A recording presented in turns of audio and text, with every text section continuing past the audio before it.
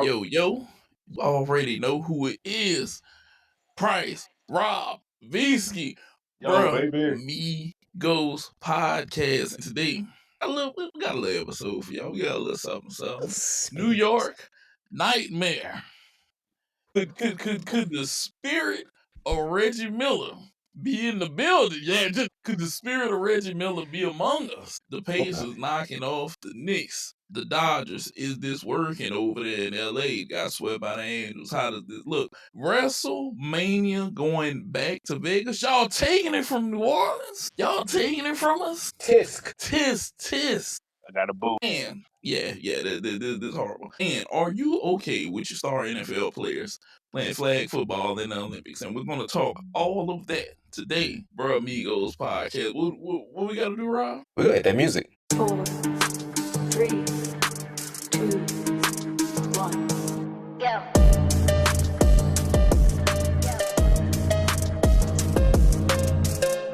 Guys, to start off this episode, we've all been locked in. Ooh, have we? The NBA playoffs, they in full swing. They in full swing. The Knicks, choke job. Two hands on it. Just killing them. And then again, losing. Again, back to back. Both games in their house. Boy, it was quiet. Boy, it was quiet in MSG. Both times, it was just like, boy, you would have thought like a whole motherfucking heart attack was happening right then and there.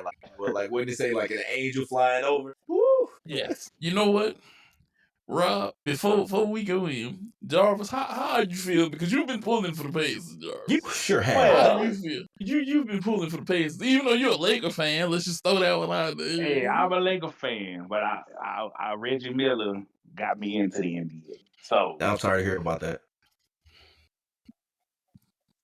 as the lone believer of the Bro Amigos podcast in the Indiana Pacers, Yeah, sure and that. my boy Tyrese Halliburton, boy, you know what? I mean, I'm not surprised. They might be surprised, but when you know, when you got the tunnel vision to see what's really there, ain't no surprise. You see how them boys push the ball up and down the floor. Knicks are tired. They go out over there, and that's the Pacers taking it to their advantage. So I'm excited. I'm ready to see. I'm ready to put them away. Let's move on. You think that they gonna do to them what they did to Cleveland? Possible, yeah. Knicks might not get one. Ooh, You might be right. Think you might be right. Because it's so bad. Like this Pacers team. I am at a loss here because this man is a Pacers lover right now. I'm a Pacers hater for life. I do not like this team. On the reverse of basically how the Pacers brought him, or Major Reggie Miller brought him in the NBA.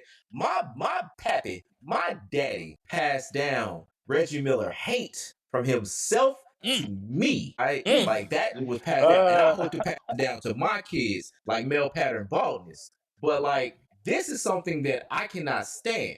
The Pacers absolutely are good, and they've been shaking down every single team in the playoffs. Whether you talk about the Knicks, whether you talk about the Cavaliers, they have basically been pushing these teams out. They have been the Bucks. They've been putting nails into these coffins one by one, hammer down by hammer down, or down, like boy he said, like Pat McAfee. Shout out to that show. But like this is a team that is really coming at the Knicks, and Knicks have nothing for it. Like Brunson has been doing his damnedest to basically make this team good. Cat's been doing his damnedest to make this team good. Mitchell Robinson, Josh Hart. Well, Josh Hart actually been not doing as great as he could be. But like, Big Bride, all these players have been doing their damnedest, but the Pacers have been unyielding. Neesmith, Halliburton, the snow skier. Like, that man has been, like, this whole team, Miles Turner, hasn't really been going off as much as he could. Like, this team is finals ready. And this is something that I cannot stand. I cannot stand the fact that want Pacers Thunder in the finals. I want this matchup more than anything. I want these two teams to play each other. Thunder have been doing absolutely phenomenal. Pacers have been doing absolutely phenomenal. I want them motherfuckers to collide. I need this now more than anything, dog. Like, and that's I can't stand that I feel that way. I really do. I cannot feel. I don't know what I'm gonna do with myself. I really don't. But this team is too damn good right now, and the Knicks, Cancun awaits. To be honest with you, it very much could be a sweep. Knicks, that man said Cancun awaits. Tulum. I can't wait to hear what Nate's opinion is on this. Yeah, So go ahead, bro. Go ahead, bro. give you this. I give you this. Your Pacers showing out. Your Pacers showing out. Kyrie showed up the first game. Spicy P was looking extra spicy last night. Went for 39. This is very true. On the other side of the ball, I don't know what they can do. I know what they can do. It's if they can do it. But I'm gonna say this. I give you Pacers props to a certain extent. But I have to say, these have been the Knicks are showing their incompetence right now. It is happening. Coaching, they are failing you. Coaches, look, coach, you are failing the Knicks, right? From the beginning of the season, it's been talked about multiple times about rotation, preservation of players, keep them kind of healthy for the postseason, get some minutes up off of them. You made a switch last night. You tried to get rebounds. You put Mitchell Robinson in. You know that they're gonna foul his ass. Mm-hmm. You know that they're gonna foul him. They love to foul Mitchell Robinson. I think ever since he did that free throw celebration after he hit them 2 free throws, I think that karma has had it out for him since that. But all right, we're gonna put him on the line. Put him on the line. Yeah, we're gonna put him on the line. We're gonna make him suffer. It's great as a series that I thought this could be. It comes down to tomorrow. They stole both games in the Knicks' house. Now you gotta go to their house and open up their fridge and make a sandwich right now and get comfortable. Because that's the only way you gonna win. They have to steal both games back in Indiana and go back to New York and win. They have to win the next 3 in a row. Yep. They have to. They have to. Yeah. Because they can't they can't let this team come back. They really can't. Me and Rob were talking about the statistic. The statistic is 76-6. Whenever the 2-0 team is up, going somewhere, the series are 76-6 to the team that goes up 2. That means it's only been 6 teams make it out after going down 0-2. That's it. So with that being said, it needs to happen. I don't know if Cat is going to have a huge game. I think Cat is going to have he's going to have to play like he played in that closeout game for Boston. He has to play like that. He has to be aggressive. He has to get boards. He has to be that version of himself. Yeah. I don't know if there's any other version of him that he could be, bro. He has to be aggressive, Brunson. They gotta go at these dudes. Somebody else gonna have to step up from that Knicks team too. Whether it's Josh Hart, whether it's McBride, whether it's Anunoby, like whoever else, somebody's gonna have to basically, because it's like because when you see on the Pacers side, you got Neesmith that's basically coming up. You got Nemhard. You got Pascal Siakam absolutely murdered them last night. Absolutely. And I remember on the post in his part. Yeah. Like Obi Top, the former Knick, the Knick draftee. Like he's been like they have to basically take it. They have to basically say, we will not go away and we will basically take your best. You took your best shot at home and we failed a little bit. But here we are to give you ours and we're not going to basically go away. They have to win. Like you said, Nate, all 3, like the next 3 games. This is my 2 players that's slipping. Nah, it's not going to be, it's going to have to be more than just Cat. The 2 players who are not holding their weight, well, one of them started last night, but Mikal Bridges and Josh Hart. Especially Josh Hart. You can get 6 and 8 points. That's not going to cut. That ain't going to cut. Yeah. Mikal Bridges, he was doing his part last night. He was trying. He was getting active in there. He was being a part of the game. But Josh Hart, even if it's not him, somebody going to have to step in that role and play and make a difference. Because right now, I feel like he's just out there. Oh, he's definitely just. But the thing is, I feel like he's limited himself offensive-wise because he's never been a huge offensive threat. I've watched nights where everybody else except him has 20 points. He'll have boards and assists and this and that, but he's not a super offensive threat, or at least a credible enough one to say, he's a consistent 12, 15 a night. We know we're going to get 12, 15 from Josh every night. And that's hard. That's hard to deal with. It says he averages 13 a night, but in this series, he's had 8. He's had 6. He played 44 minutes in the first game. That's with the OT. He had 8 points, a steal, 7 assists, 13 rebounds. Okay?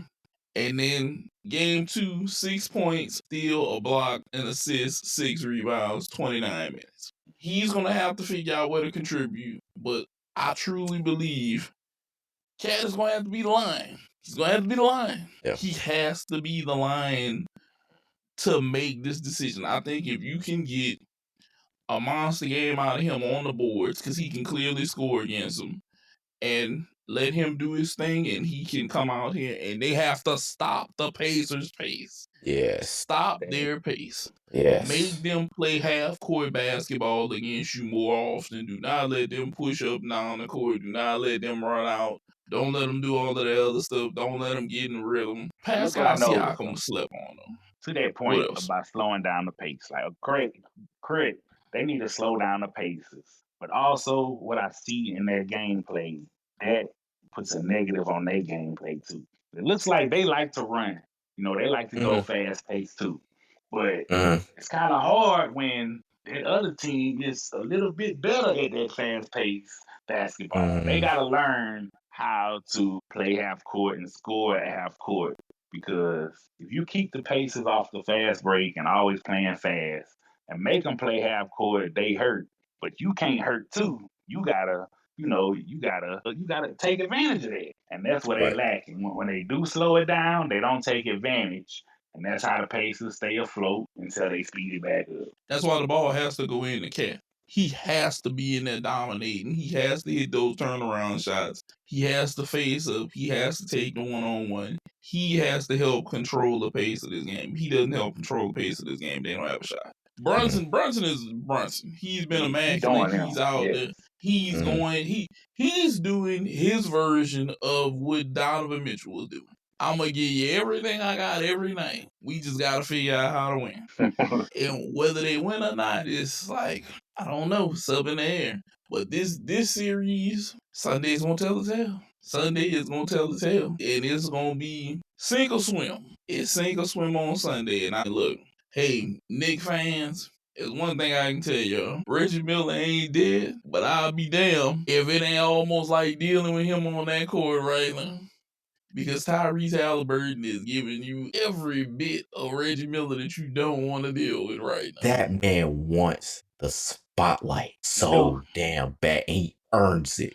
Like, because I remember, because y'all seen the clips where basically, going back to when both of them him and Brunson was in the ring. Like, that man is a wrestler personified. He wants every bit of whatever smoke we talking about. And that's the cool shit about all of this. Like, he wants this. Like, as much as we talk about Anthony Edwards or anybody else, he wants this. And his daddy weird too. And like, that's all of that together.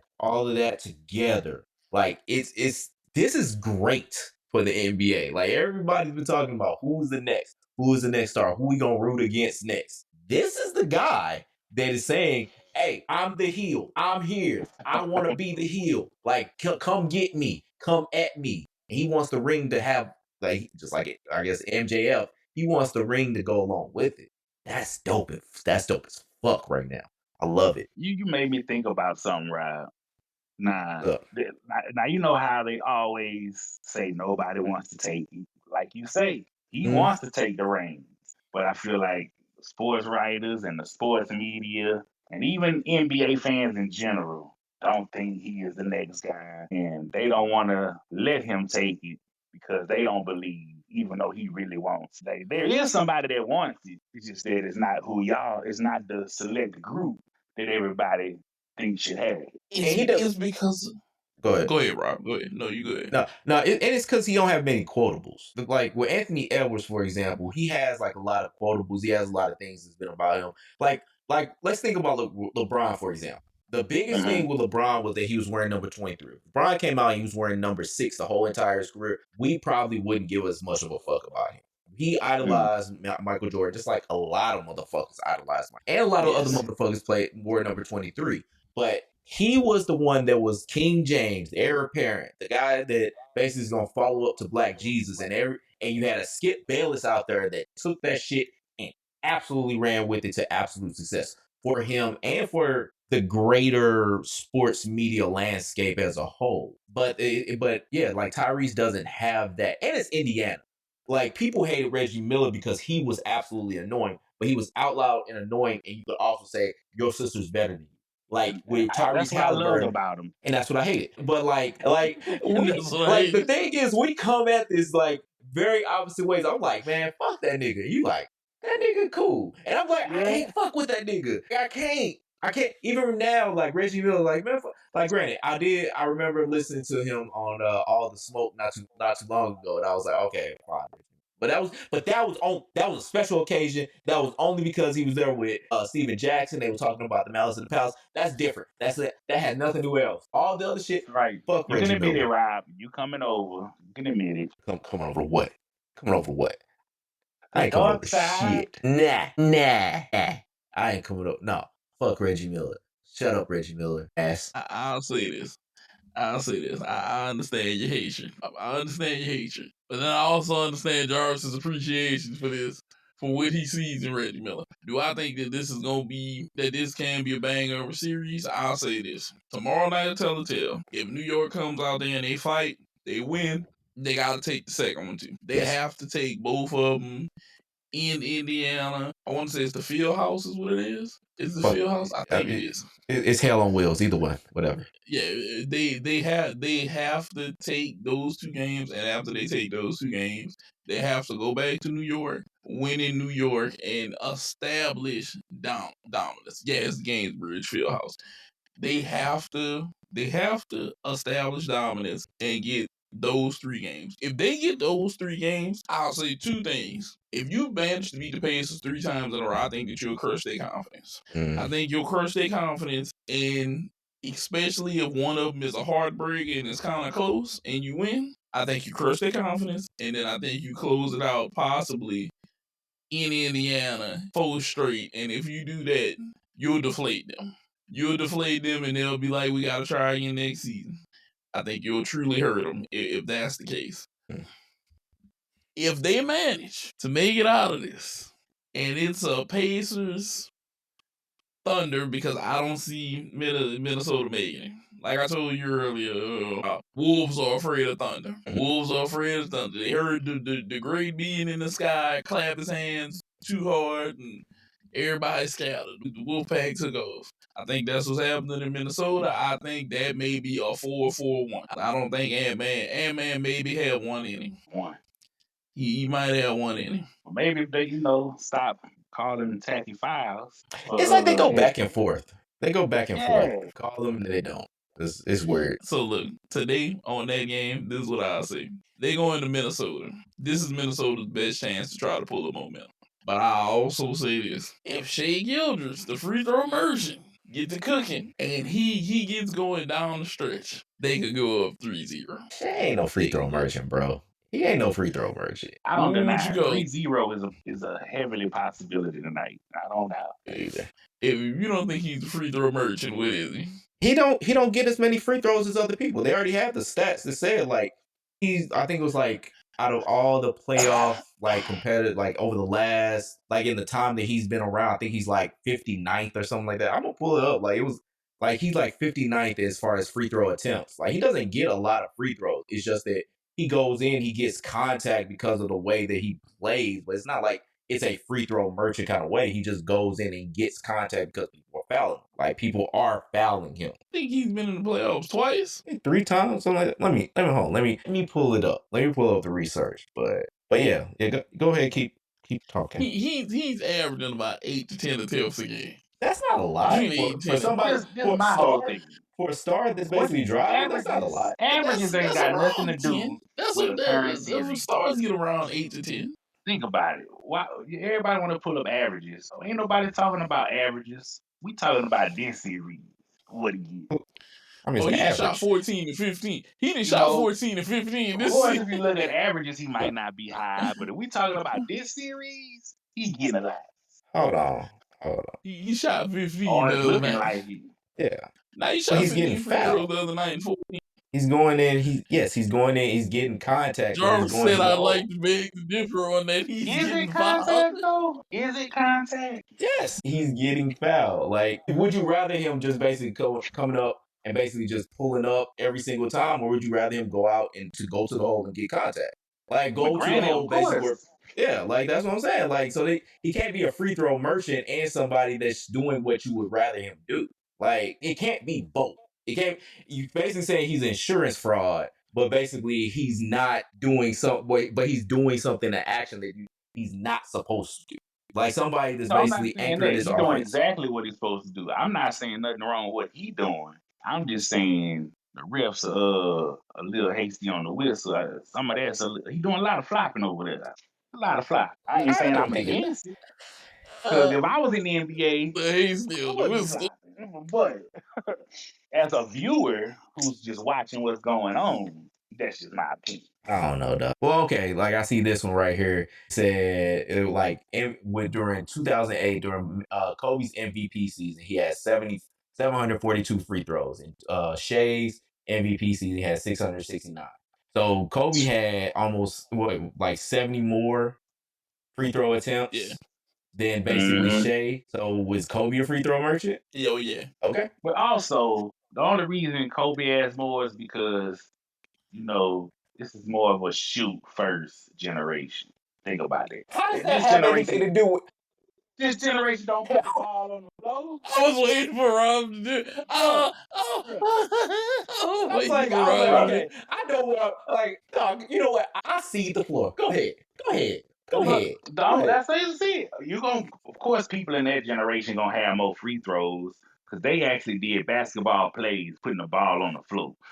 That's just a minor snippet. I'm not trying to turn this into no big thing. So That's just because a minor Kobe had to, There you go. Kobe had to take the ball uphill 20 miles in the snow. That's what you basically saying. That's the difference between Shea basically getting a whole bunch of free throws and Kobe getting a whole bunch of free throws. That's what you trying to give to me right now. Like is that what it? Oh, because Come he on, had it's to a shoot basically first generation. because So of he course had they to not gonna basically get take as his many nickel fouls. and basically go to the neighborhood store to basically get his free throws. That's why basically Shea, his free throws don't count as much. That's really what it is, though. That's really what it comes down to.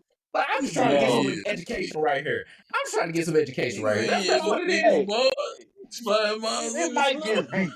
It might just be, that I had to walk to school in snow type of situation. Oh, I remember the first time you saw snow. I was there. Yes. Hey, I was there. I couldn't throw on enough clothes, man. I was like, we'll one of these days we'll cover the story of the first time Jarvis saw snow. Yeah. And how That was and everything like hilarious. that. We're gonna have a behind Bromigos kind of pause. We're gonna have a behind Bromigos kind of thing.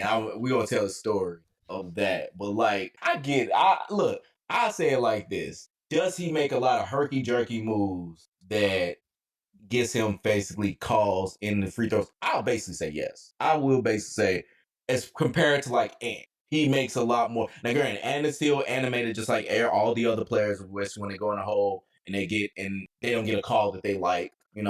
I basically say it. But like, yeah, Shea makes a lot of moves and makes a lot of things that's like he'll just go and he'll do this. But sometimes he is getting hacked and he is getting fouled, and that's why I'll say I don't think it's a free throw merchant. He's basically being aggressive and getting calls, which is that's what you're supposed to do as the dude. I'll say this.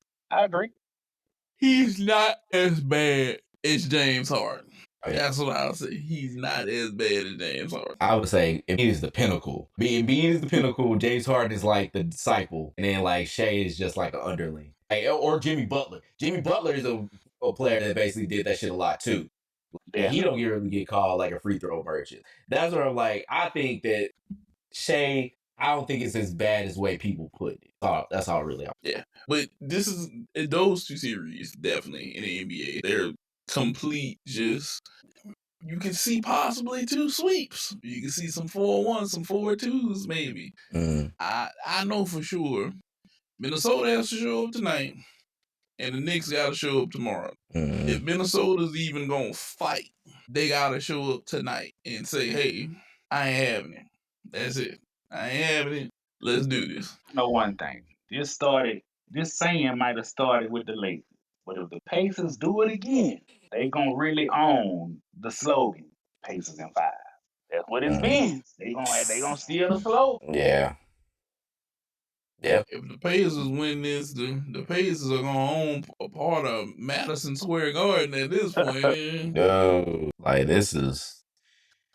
It's bad. It is so bad. Like, I told you, Reggie Miller ain't even a ghost, and he haunts Madison Square. He haunts the Knicks. shit, he in the building.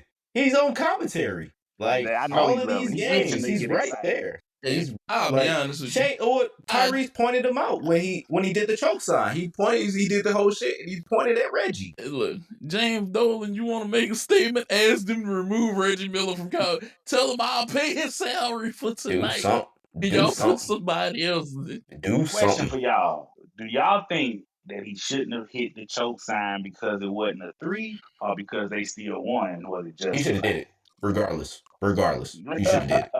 Because he didn't know it wasn't a 3 until basically they went to review and saw that his toes on the line. So he had no. And he said that. He said he had no clue. He said he wouldn't have done it if he knew it was a 2. But I'm fine with either way. Because the one thing that somebody pointed out, I remember. I can't remember who it was.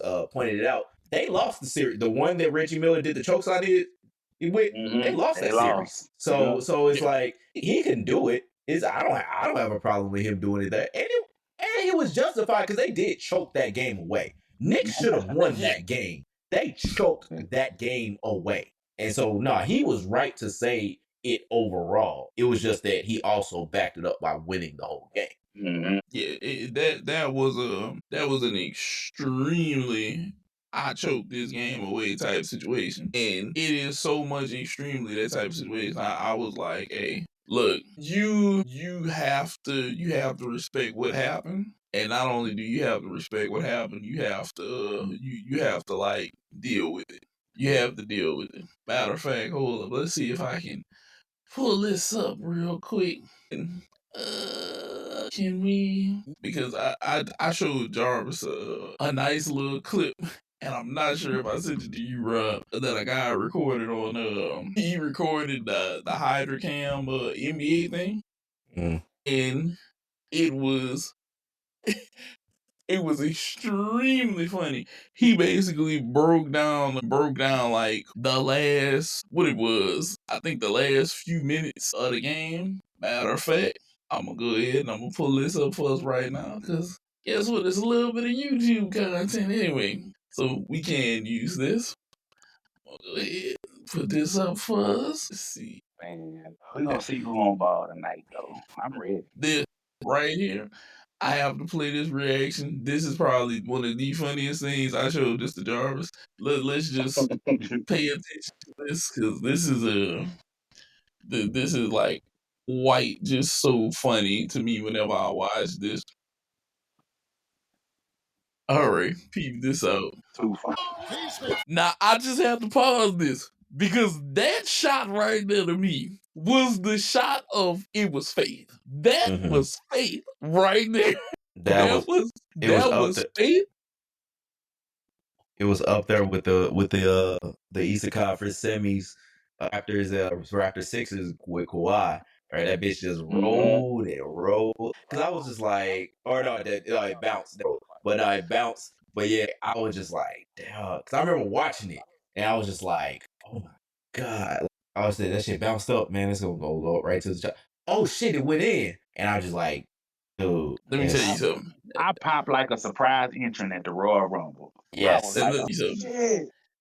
I almost ran out the room. I was like, oh, fuck, are you serious? That was the beginning of the end. And I promise you, that's why that second game went like that. I almost woke my kids up. I promise you, whenever it bounced, nobody thought that shit was probably going in. They were like, oh, that's a miss. And then that... Well, I know my neighbors heard me because I popped. I was like, oh, shit. That was the beginning of the end, and I hate to say it. That was Knicks fans. I feel sorry for y'all. We're going to leave y'all alone. Yeah, my last comment. This is the first year I can remember in a long time where I enjoyed the Eastern Conference playoffs more than the West. I feel like it had more surprises versus the West was kind of, it was good games, but it was kind of like, okay, yeah, we figured this was gonna happen type of good game. Yeah. That's my last I feel sorry for y'all Knicks fans. I'm my bad. Yep. I sorry. Not really. As we move on from the hardwood to the baseball diamond, Rob has stuck to the Dodgers are the villains of the MLB. The I agree. Dodgers are Evil Empire. yeah, they're the evil empire.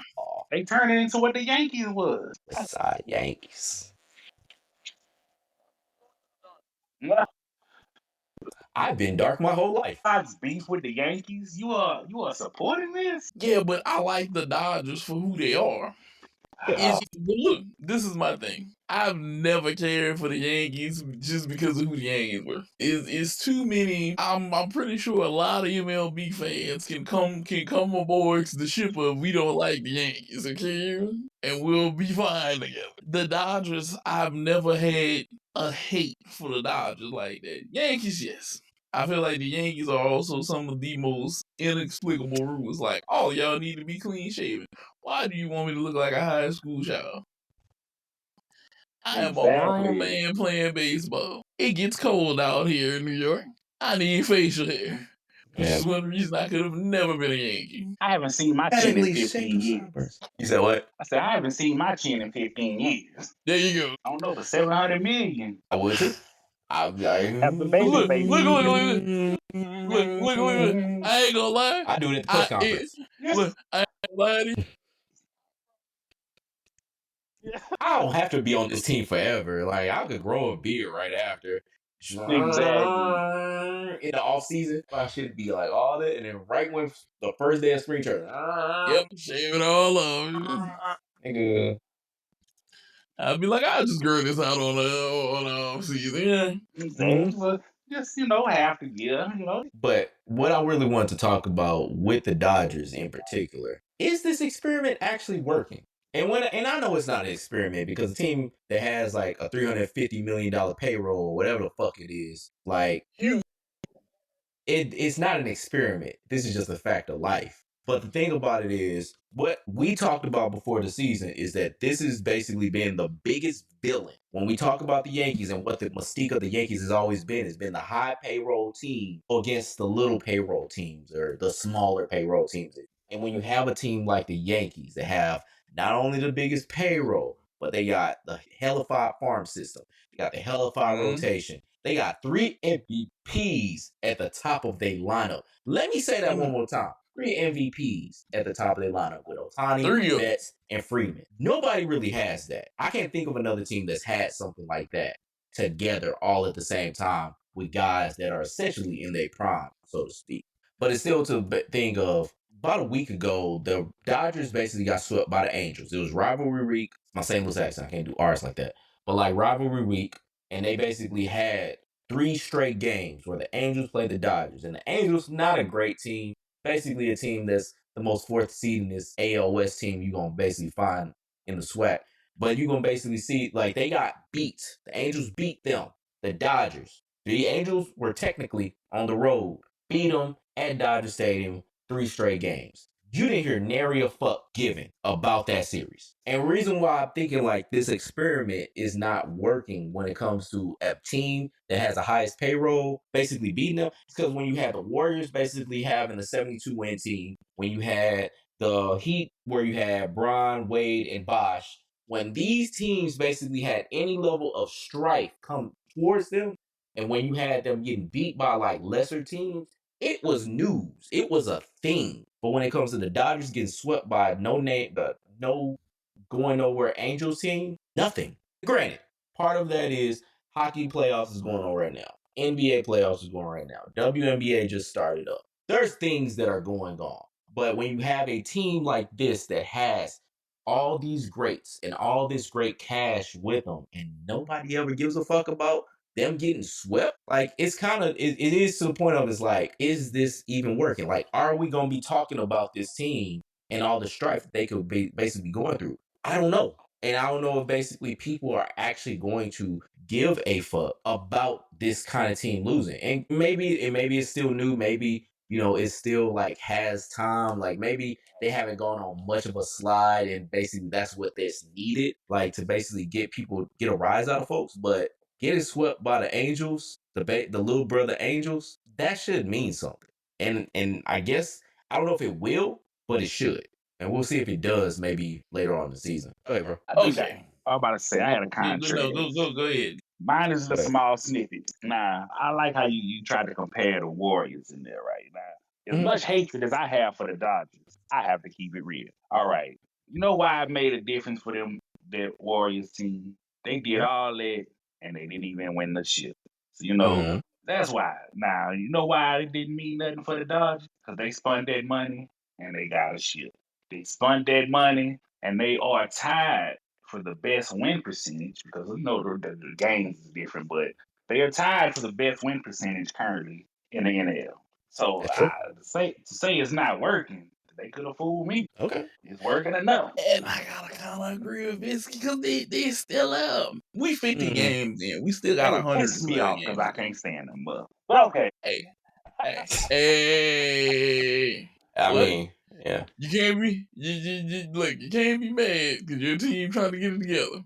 Technically, if you look at it, Yeah. because I looked at it the other night. Rob's team, out of all three teams, Rob's team is positive too, even, which I might win today, and you don't negative right now. Enjoying the project. And Hey, we in the process right now, man. Project's not process. Listen. And I have no clue why it is so hard for your Braves to get it together right now. I don't know. They do great at home and then lose their ass off on the road. Rob does no excuse. They 15-8 at home, Which they should, and then 9-18 at away. They should be used to basically losing because like they've been home in downtown Atlanta for so long. They should be used to playing on the road. They've been playing like outside of really Atlanta for like the longest. So like they should be used to it, but they so putrid on the road. But Ronald Acuna Jr. did come back yesterday, and he did hit a bomb yesterday on the first pitch back. Yeah. So, but let's hope that that's the only bomb he hits this year. And that's to coincide with the bombing that basically the Braves are doing this year. So I mean, it all kind of was like symmetrical and all that. But let's not talk about this bullshit ass team. You're absolutely right. It is still early when it comes to the Dodgers. And I mean, and you know what, time will tell. Like if they get a losing slide basically coming out of the All-Star break, say they get a losing slide for September, and let's say that they don't win in October, especially because like they could very much beat any team that's out there outside of the teams that's in that division. Those are the only ones that I would say have a chance to basically beat them outside. And the Mets, like Mets can do it. I don't believe in the Phillies. I hate them more than I hate we talked about my rankings. I'm gonna say I hate them. It is. Remember the Phillies buzzsaw from last year? Hey. Just all remember that buzzsaw can crank up.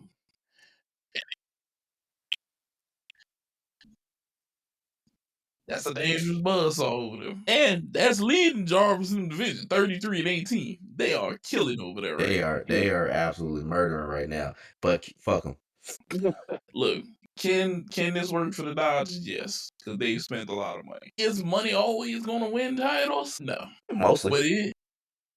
But it kind of sort of, it depends, because it depends on how you spend your money. You got to be in the top 10. Good spending the money.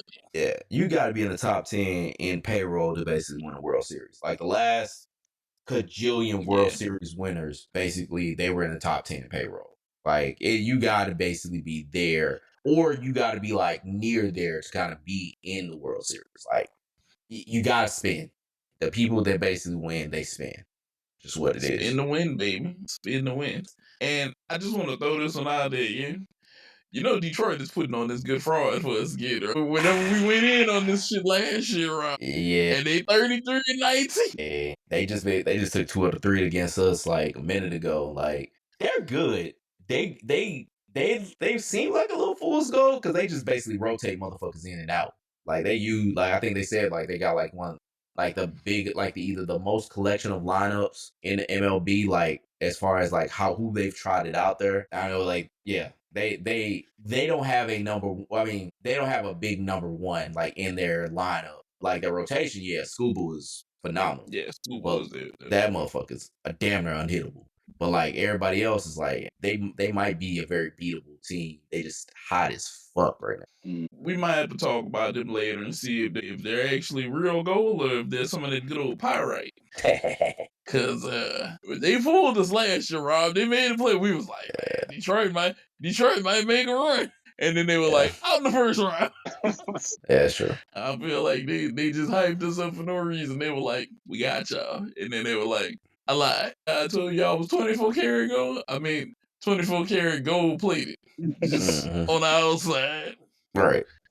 It's more like brass. Yeah. But right now they cooking though. They are cooking. I give them that. Now, from the baseball diamond to the squared circle, we gotta talk our hurt. One of Rob's favorite cities, my second home, one of the places Jarvis loved to go. As a Louisiana native, WWE, you heard us. Mm-hmm. We were geared up. Me and Jarvis were making plans. Got WrestleMania next year, dog. We gotta get ready, get the hotel, and blah, blah, get the. It was in the works. And we already had it in the works. And then you snatched it from up under our feet. You told us, hey, WrestleMania, back to Vegas again. And we were like, what? What? Why Vegas? And they were like, back to Vegas again. You took it from under New Orleans. And it hurts so much because I feel like y'all trying to fool me. Yes, y'all giving me Max Holloway versus Dustin Poirier, who he's Lafayette's on, for the BMF title on July, I want to say that's 19th, and then you're supposed to be bringing in Money in the Bank and some other stuff. I don't want that. Well, I ain't gonna say I don't want it, but I feel hurt. But you fool, because I was gearing up. I was like, dog, WrestleMania. Me and Jarvis had already been talking about it, bro. We either gonna have to Airbnb or find a hotel, see what we can do, and then we gonna get the tickets. We gotta be cost effective and everything. And we were ready. Decided which exact event we was gonna go to. Yes, we were thinking events we were gonna go to, all this. And then y'all told us no. I understand the final works of it, with everyone saying that it's going to be a multi-event deal with New Orleans, but I can't get behind it.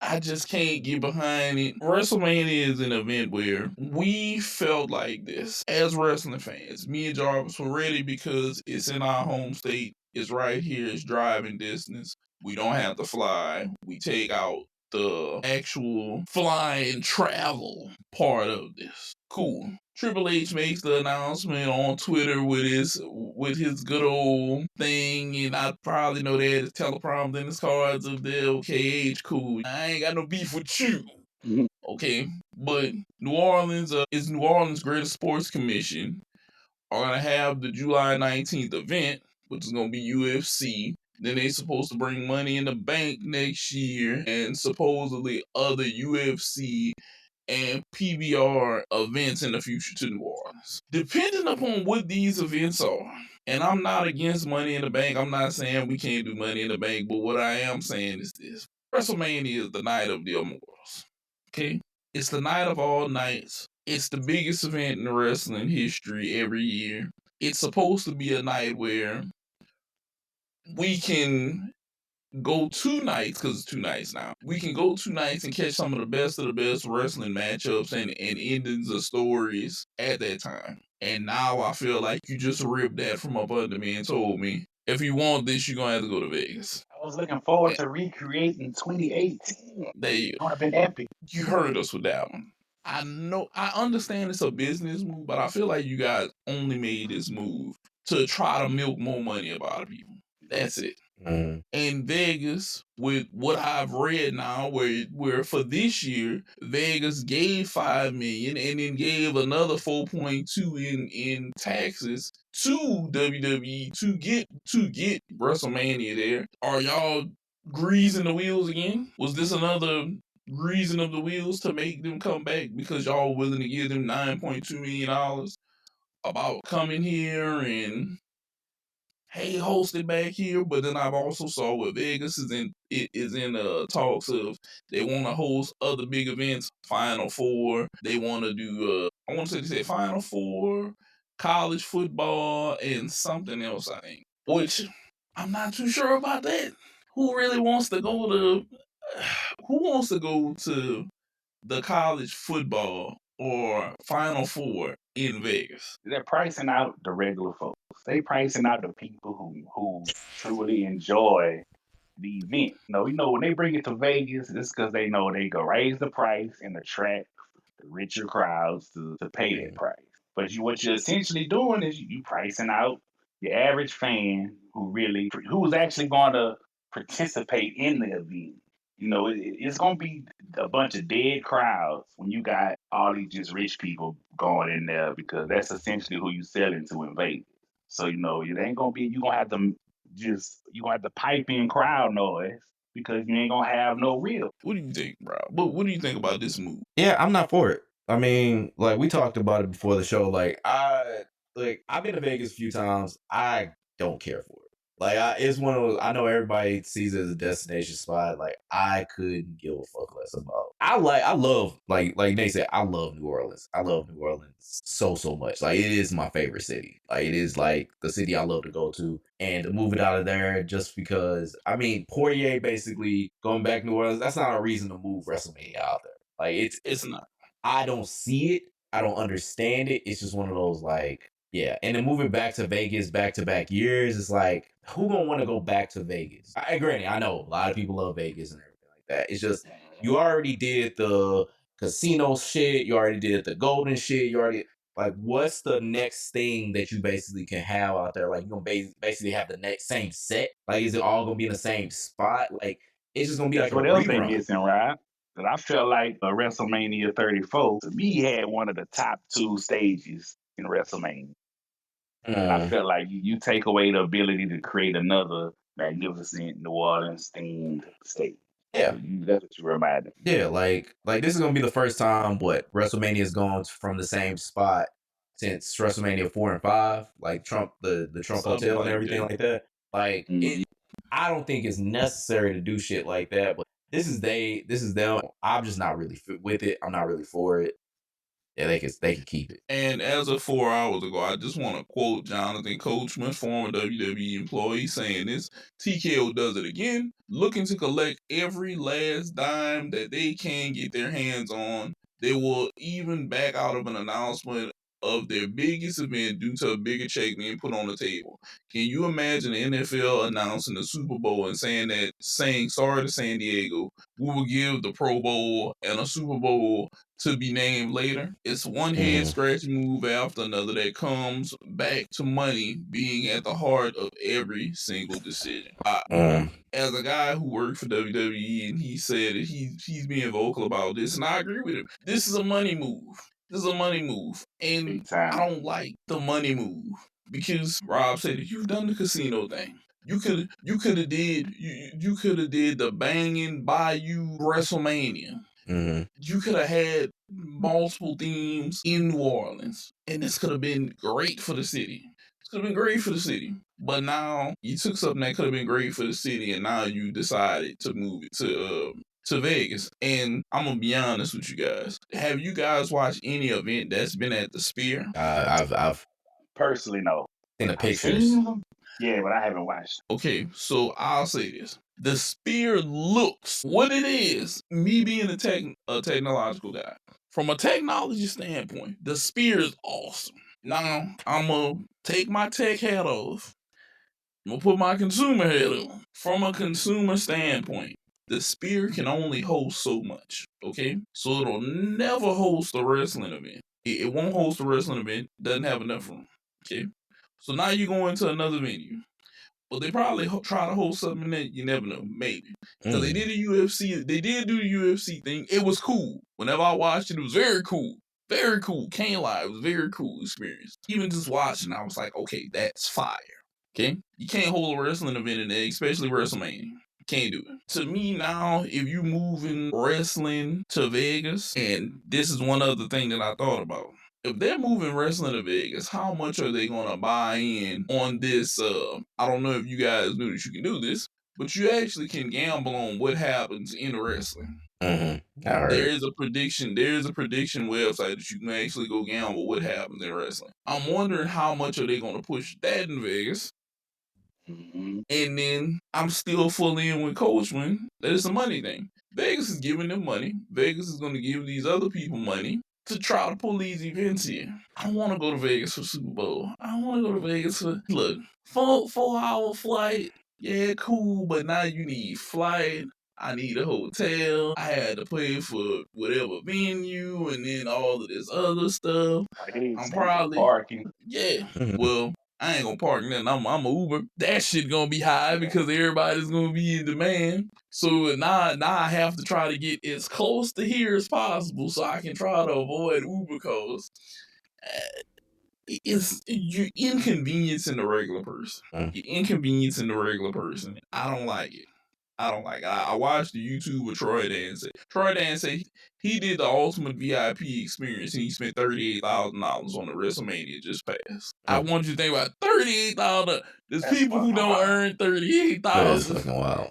There's people who don't earn $38,000 in a year, and he spent that on doing WrestleMania this year. I was tripping over almost 2 seconds. But they're making the money move, and I'm very against this.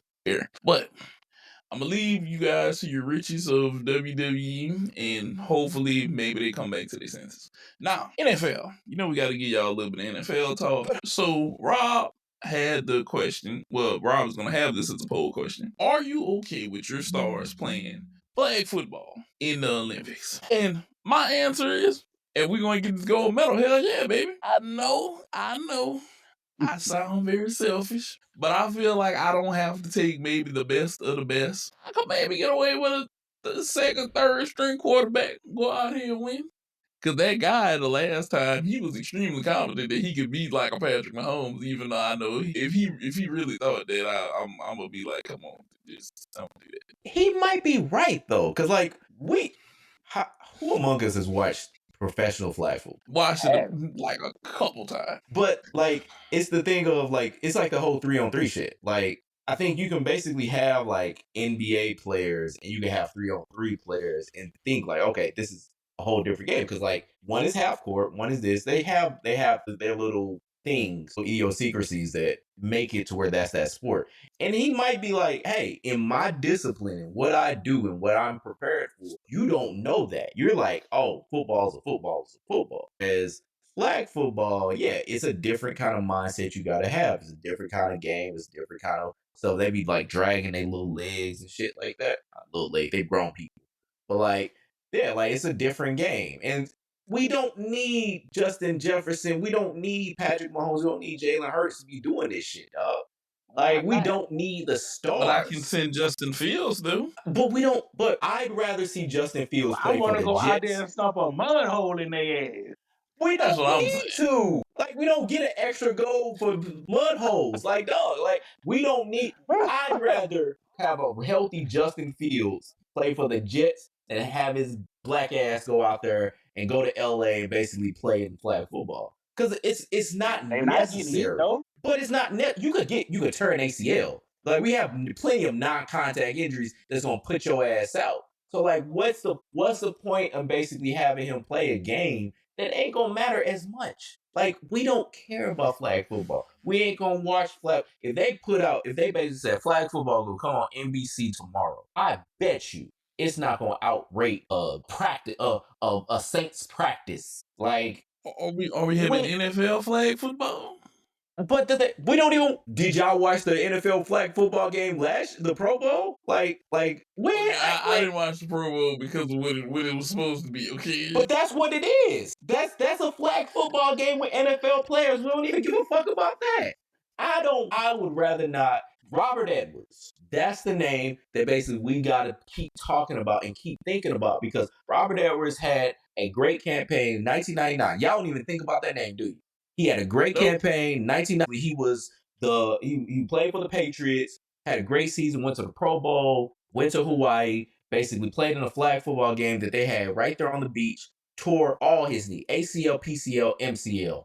Basically, his career was on the done. beach, on the beach, But that can happen on the turf. We already they play on turf. They ain't playing on grass, and they already talk about how the turf can basically catch up with the cleats, and basically for the ligament injuries, basically fuck your whole thing up. So do we want to risk these stars to play and get hurt in a game that we really don't give a fuck about?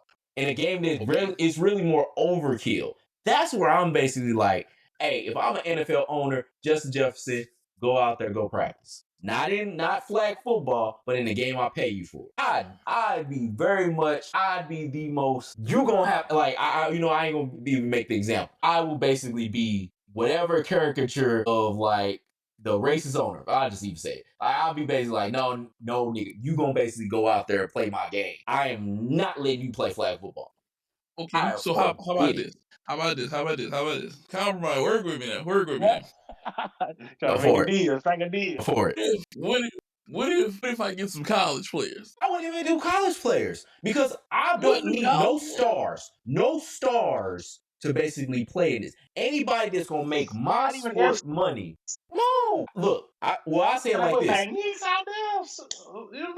I'll say it like this because when they announced the shit, my first thing was if they basically like, hey, the 53rd member of the team of the NFL's roster wants to go out there, cool. But if you a Pro Bowler, if you a motherfucker that's out there, no, you're not playing in this game. I don't care what you're talking about. I don't care what you think you're gonna do. You don't need. A lot of these motherfuckers don't even want to play in the Pro Bowl game that they actually do pay for you motherfuckers to play. You are not gonna go to the Olympics and basically play this fucking game. This makes no sense. It doesn't basically drive anything to the NFL. We're not gonna really expand. It doesn't make any lick of sense for an NFL star to basically go out there just to go out there for a gold medal. I understand the reasoning. I understand what they want. I understand the aspirations. But the game, it's a focus. The game that basically people come out for the stars. Because we don't love football. We love the NFL. We love NFL. We love college. We love stars. We don't love UFL season going on right now.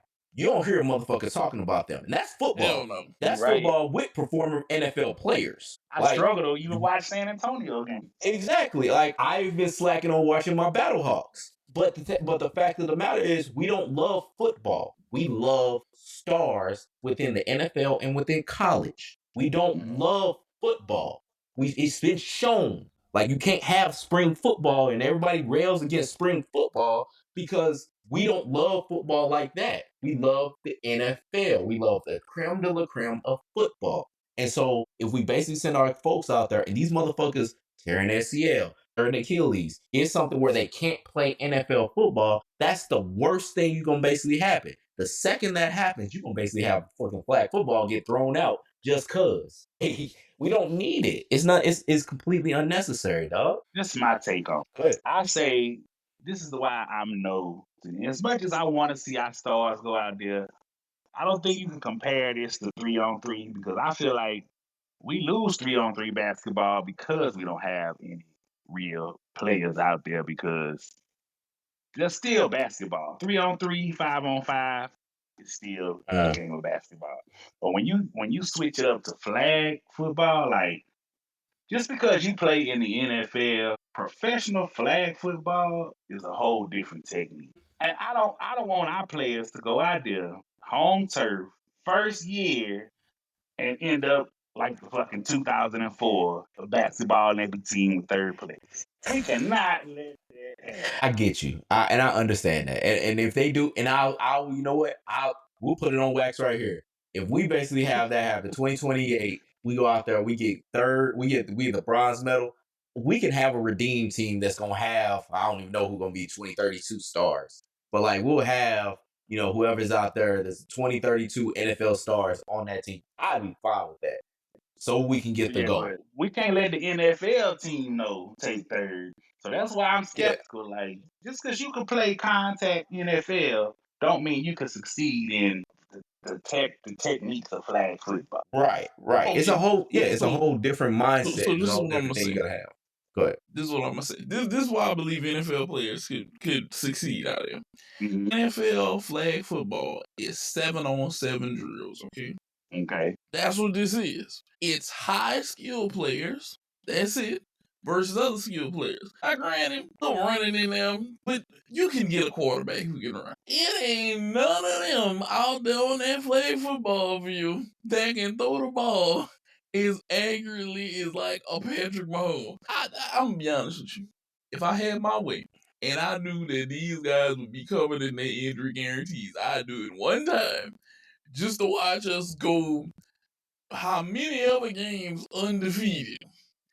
And then I don't know, us win like 80 to a little bit of nothing like every game.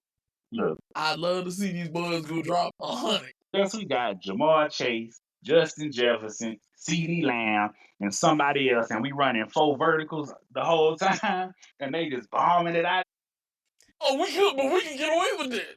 Who is keeping up with that on the other side of the ball? Yeah. I mean, they No, not. baby, we can put any other fourth man, just them 3, just run verticals the whole time. Yeah.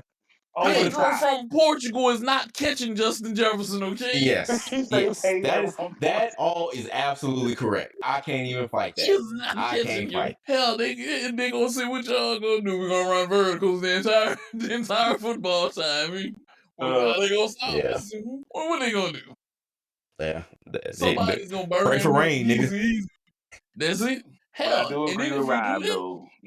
Injuries, and I don't want to be embarrassed for NFL players getting third place. It's 2 very solid reasons. Yeah. Yeah. Yeah. getting third place. Yeah. No. What I was saying it to your point, the whole third place thing. I'm like, if the dude that was saying he was better than Patrick Mahomes, if he and his crew basically lose and get the bronze and then I'm like, okay, we need a redeem team. Go ahead, put some NFL players in there. Yeah, we need to get the NFL version of Kobe to go bring it on. Exactly. We need that LeBron. They need that young LeBron. Need that young D Wade. You need like those guys out there to basically go ahead and redeem this country and basically take what's ours. Like that's where I'm like, okay, I'd be cool with that. I'd be cool with the Stars going out there. You know, you gotta be careful because we can't take a L on the first year home field. LA in LA, yeah. I understand. Now that from that standpoint, I understand. And let me tell you something. We ain't lose. We go out there. So you say 7 on 7. So how many? What they putting out there? Quarterback? What? 3 wide receivers? Quarterback, 2 to 3 receivers, and a running back, and then you got like light blockers in front. That's it. We could literally go. Josh Jacobs in the backfield. Give me Jamar, Justin, and if I gotta have a third receiver, CD or somebody at them. All right, you don't want injuries. How about we use the 2 linemen that just retired? We can use Zach Martin. We can use. I use Zach Martin. We can put Jason Kelsey. What? That's our 2 blockers. All they gotta do is block. That's it. There's 2 blockers. Zach Martin, Jason Kelsey. That's 2 blockers. They body block sometimes. That's it. I bet you T.O. go out there and still ball. Put T.O. out there. He probably would. Yeah. T.O. damn near 50. What? Like he probably is like T.O. might be like 50 years old and still be like probably the most athletic. Who I see work out all the time. T.O.'s 51. Chad Johnson and Dez Bryant. I bet you they go get the ship for us. Nah, because then we're gonna have now. I think there's Dez Carter gonna be an international incident. I don't think we need that. I'm just speaking truth. I'll say this. I think if the NFL did allow us to have flag football players, we could play college kids and we probably win. We could probably get away with college kids and win. Like I told you, Pedro from Portugal ain't catching nobody over there. The only thing he might have is foot speed. He probably ain't his look. The best that I think that they could do is they gonna say football and they gonna bring out the soccer ball and we gonna have on cleats and gloves to catch and we gonna be like, ain't kicking no balls today, you gonna have to catch this. Realistically, what country do you think would be to have the chance to keep up with? I don't know, Spain. I honestly don't know. I haven't looked into that. Yeah, I legitimately don't know who else plays flag football. Like who else would qualify? Like that's what I said. Spain. I don't know. I don't know if they still play football in Canada, Canadian leagues.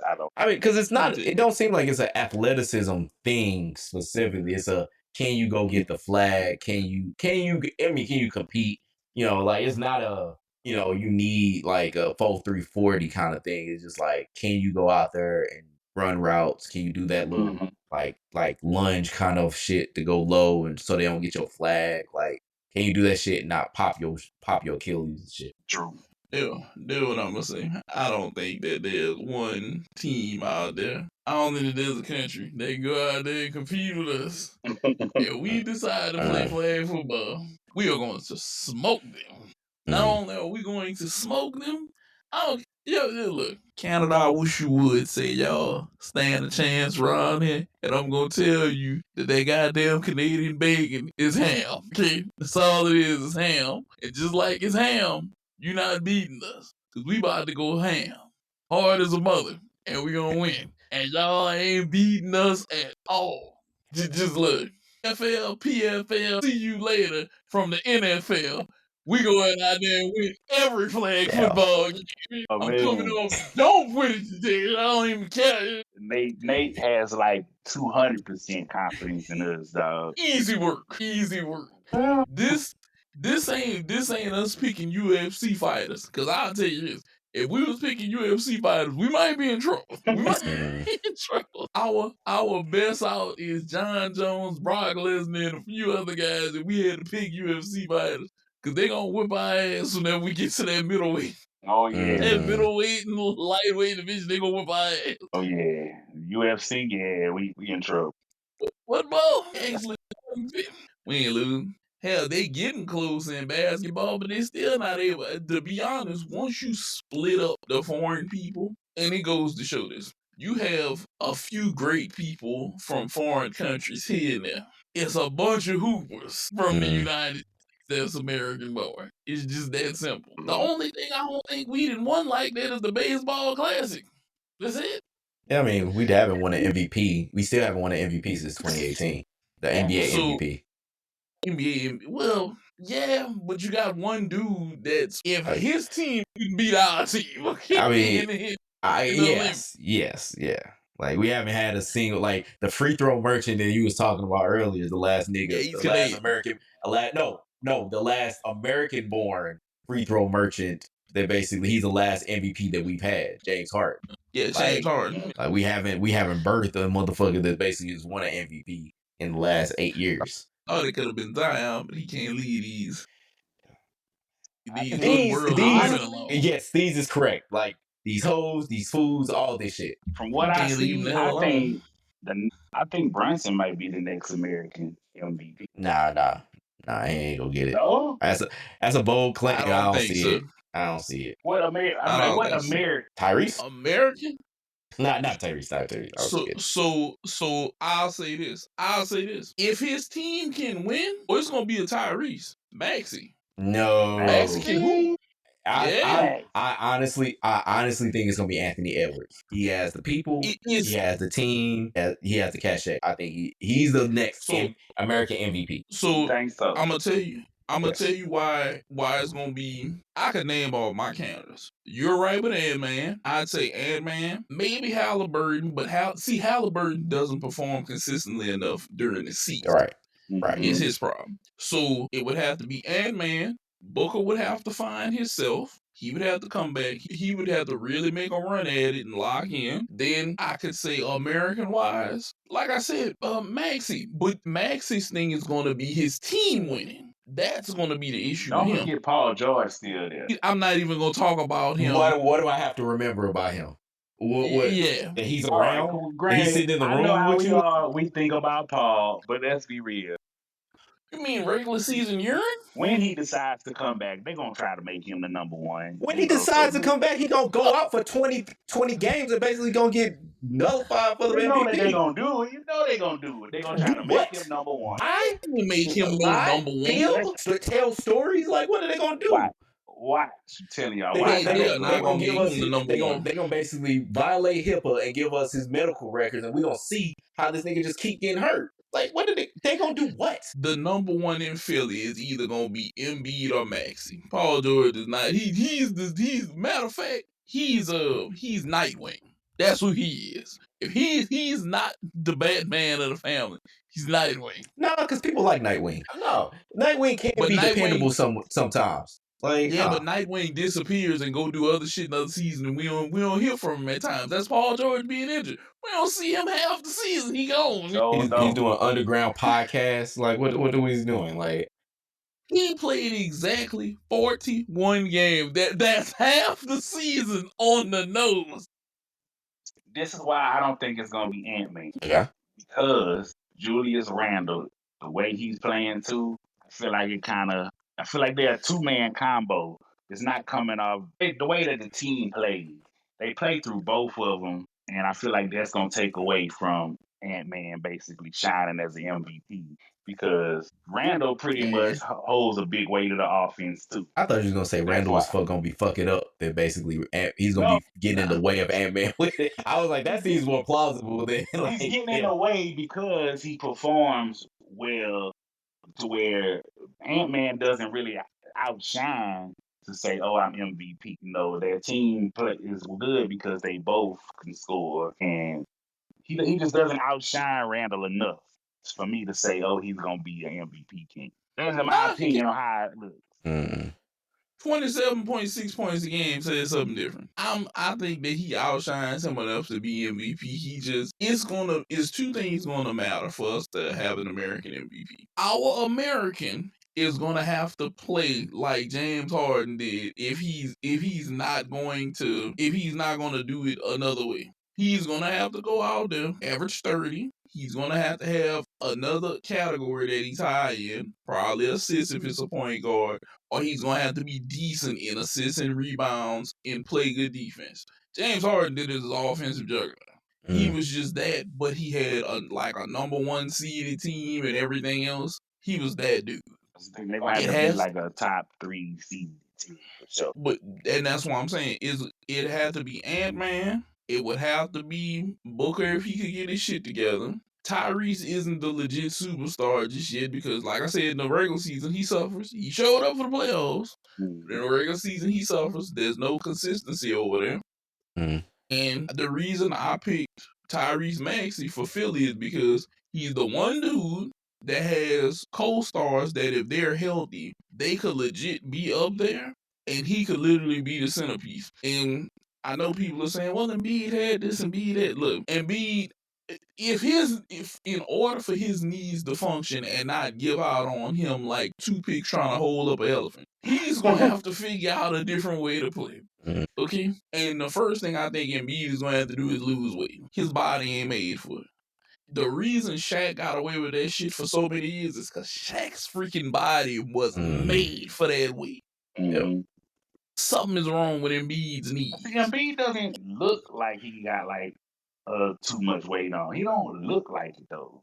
You know how we could tell when Shaq got real fat. We could tell when Zion got fat. But Embiid just doesn't. His body don't look like it's too much weight. It look proportionate, I guess you would say. But his knees ain't like Megan's though. His knees is not like Megan's. Megan's knees have never given out on her. His knees give out every season. His knees give out every season. That's true. I mean, it's true. He's right. His knees give out on the regular, dog. He could never talk shit to me, because if he said, "Oh, I'll whoop your ass," and I'll be like, "In your career and kick you in the knees," what you gonna do? That would be how our conversation would go back and forth. Right. I'm 7 feet tall, but you 4'10" whenever your knees not there, okay? So what you gonna do? He's gonna have to A, lose weight, I think, and B, he's gonna have to give up most of the load of scoring to Tyrese Maxey. Or he's gonna have to legit get on the block, take baskets in half court, and try to defend the rim and not put that much on himself, because he has to do something. This is ridiculous for how his knees give out. It's nothing else. I feel like once you start, I kind of feel like once they give you them kind of problems, I always notice it's hard to come back. Maybe he'll get it together. I have little faith in his knees. I'm so sorry, and I know somebody's going to point this out in the comment section. I am sorry that we disrespected Jason Tatum and did not throw his name out there as a possible MVP. Tatum would be the other person. How do we? Tatum would be the other person. So I don't like the noise from Rob. Well, no, because I mean, look, I am this podcast St. Louis representative. I have to basically be objective in my words. Though he just busted his Achilles. We have no clue how he's going to turn back. Like, we don't know how he's going to turn out. We don't know what's going to basically happen with him as he comes back. True. That's where I'm like, before I'll be with you, and I'd probably say he's the first people like outside of Ant that basically he would be the one to do it. But like, we don't know how he's gonna come back from that Achilles. And I think once we see like how he's gonna come back, then we'll basically be able to be like, okay, yeah, we'll be fine. But we don't know yet. I think he should, because of modern medicine, I think he'll recover fine. He's 27. He won't be 28 till next year.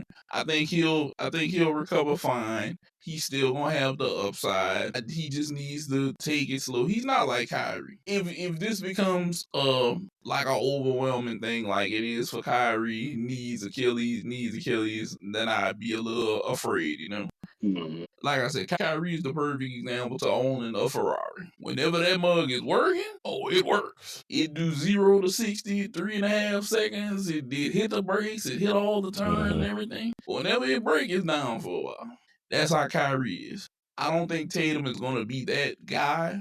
As of right now, this is just one Achilles. But what my fear of it was that it was a non-contact injury. Mm-hmm. Whenever I see these guys with non-contact injuries, I'd be like, it kind of scares me because there wasn't a boom, a bam, a crash, something to tell me, okay, this is why this happened. Scrambling for a loose ball, pop. Oh, I'm a little afraid by that. Do I think he's gonna recover fine? Yes. Do I think that Boston team is gonna be somewhat? The regular season for them is gonna tell whether or not Jaylen Brown is worth $300 million whenever this season is over. Whenever next season comes up, we're gonna be able to justify whether or not Jaylen Brown $300 million contract was worth. Mm-hmm. If they come out there and they not top 3 in the East, I'm gonna be like trading. Mm-hmm. I think you can win with a Tatum. I don't know about him. It just showed. That's just my opinion. Look, that ass whooping that they took at the end, that wasn't no light whooping right there. I know. I mean, to say they was missing just Tatum, that was too big of a blowout. To say you had Jaylen Brown and the way Derek White stepped up, that shouldn't have been no. This is what I say, and then I'm gonna take us out. I'm looking at the scorecard. You had 3 people in double digits the night that Boston lost. One of them was Peyton Pritchard, one of them was Jaylen Brown, one of them was Al Horford. That's it. And Jaylen Brown took 20 shots to get 20 points. Mm-hmm. That alone tells me a lot. Yeah. But that's just us here at Brum Eagles Podcast. It's just us. Oh, and just to prove my point about Josh Hart, 10 points that night. That's it. 10 points. And they won by like damn point. Yeah. Just think about that. That's what he gets you. But that's been us here, Brum Eagles Podcast. You know where we are. Rob, we always say catch us up. Look, you can look up in the sky, probably catch us flying by. Blue Sky, TikTok, Facebook, Instagram. We're everywhere. Shorts, full videos. We have hours of entertainment for you to go through. Okay? On our facts and opinions of different things and things that we've said, some of the craziest and some of the most hilarious things. You guys should give us a like, follow, all of that good stuff. Remember, it's all free. Don't cost you a dime. Go ahead and hit that little button. Just hit that little button. Support a brother. Yeah.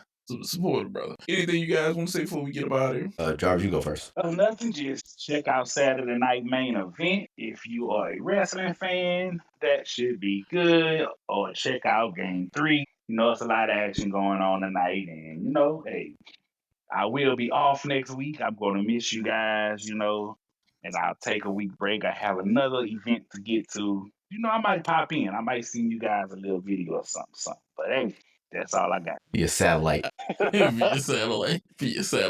And then you got to say, Rob. Good night, Canada. Good night, Taylor Swift. As y'all already know, Northside St. Louis got absolutely devastated by tornado EF 3 tornado. Like a lot of my childhood basically got fucked up by a tornado. I told people all my life, like it's never been a tornado to hit St. Louis. Yeah, we in Tornado Alley, but like it's never been in the city where a lot of like up and down Kings Highway basically got devastated, and down St. Louis Avenue got devastated, up and down like all the north side, like trees uprooted. Like these trees have been there forever. I remember like being as a kid, like going to a lot of these places and seeing like all these different things. I'm like, dog, I didn't know this was possible. Like St. Louis looks like a war zone. So if you have money, if you have anything, if you know somebody in the area, please go ahead, help them, check up on them, see how they doing. Cause yeah, there's a lot of people that got devastated by this storm, lost a lot of property and lost a lot of things. Yeah. So if you can give to,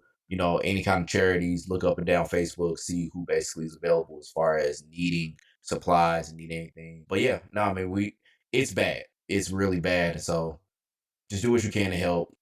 That's all I got. All right. Well, with that, we're out of here. Deuces. Thanks for checking out this episode of the Bra Amigos podcast. Make sure to like, comment, and subscribe so you never miss an episode.